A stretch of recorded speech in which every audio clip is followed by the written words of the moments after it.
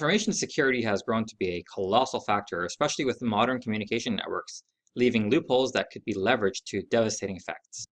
To mitigate this vulnerability, cryptography is used, and in this lesson we will specifically be discussing symmetric and asymmetric cryptography. Before we continue, let's make sure we are clear on a few key terms and concepts. First, let's discuss algorithms. An algorithm is basically a procedure or a formula for solving a data snooping problem. An encryption algorithm is a set of mathematical procedure for performing encryption on data. Through the use of such an algorithm, information is made in the ciphertext and requires the use of a key to transforming the data into its original form. This brings us to the concept of cryptography that has been long used in information security in communication systems. Cryptography is a method of using advanced mathematical principles in storing and transmitting data in a particular form so that only those whom it is intended can read and process it. Encryption is a key concept in cryptography. It is a process whereby a message is encoded in a format that cannot be read or understood by an eavesdropper. The technique is old and was first used by Caesar to encrypt his messages using Caesar cipher. A plain text from a user can be encrypted to ciphertext, then sent through a communication channel, and no eavesdrop can interfere with the plain text. When it reaches the receiver end, the ciphertext is decrypted to the original plain text. Let's familiarize ourselves with a few more key terms. Encryption. Encryption is the process of locking up information using cryptography. Information that has been locked this way is encrypted. Decryption. The process of unlocking encrypted information using cryptographic techniques is called decryption. Key. A secret, like a password, used to encrypt and decrypt information. There are a few different types of keys used in cryptography. At a rudimentary level, symmetry is the quality of being made up of exactly similar parts facing each other or around an axis. In cryptography, when we discuss symmetry, we are referring to keys rather than shapes. There are two categories of encryption algorithms: symmetric algorithms, which are encryption and decryption operations using the same key, and asymmetric algorithms, which is encryption and decryption operations that use different keys.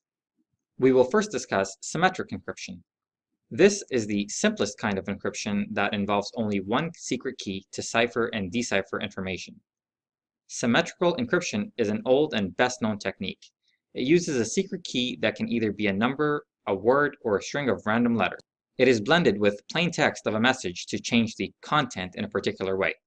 The sender and the recipient should know the secret key that is used to encrypt and decrypt all the messages.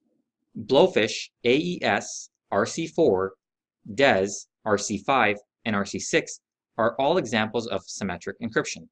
The most widely used symmetric encryption algorithm is AES-128, AES-192, and AES-256. The main disadvantage of the symmetric key encryption is that all parties involved have to exchange the key used to encrypt the data before they can decrypt it.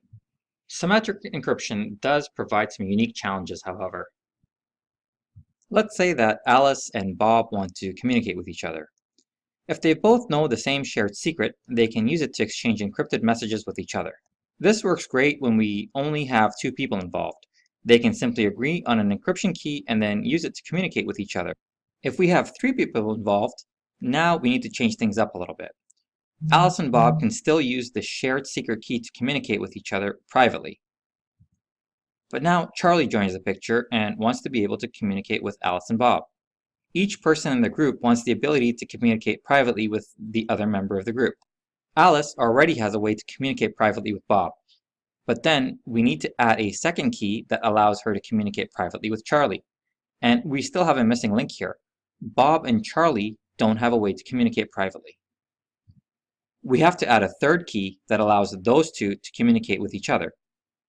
So for these three people to communicate privately using symmetric cryptography, we need three keys. As groups get larger, we need more and more keys to facilitate this communication. Therefore, the challenge of symmetric cryptography is that the larger the group gets, the more symmetric keys you'll need. And that can be expressed in terms of this formula here: n, open bracket, n minus 1, close bracket, divide by 2. This challenge is thereby alleviated with asymmetric encryption. With asymmetric encryption, there are essentially two keys: a private key, which is held in secret by the user and not disclosed by anyone else, and a public key. A public key is freely distributed to everyone with whom the user would like to communicate. Asymmetrical encryption is also known as public key cryptography, which is a relatively new method compared to symmetric encryption. Asymmetrical encryption is also known as public key cryptography, which is a relatively new method compared to symmetric encryption. Asymmetric encryption uses two keys to encrypt a plain text. Secret keys are exchanged over the internet or a large network. It ensures that malicious persons do not misuse the keys. It is important to note that anyone with a secret key can decrypt the message, and this is why asymmetrical encryption uses two related keys to boosting security. A public key is made freely available to anyone who might want to send you a message. The second private key is kept a secret so that you can only know.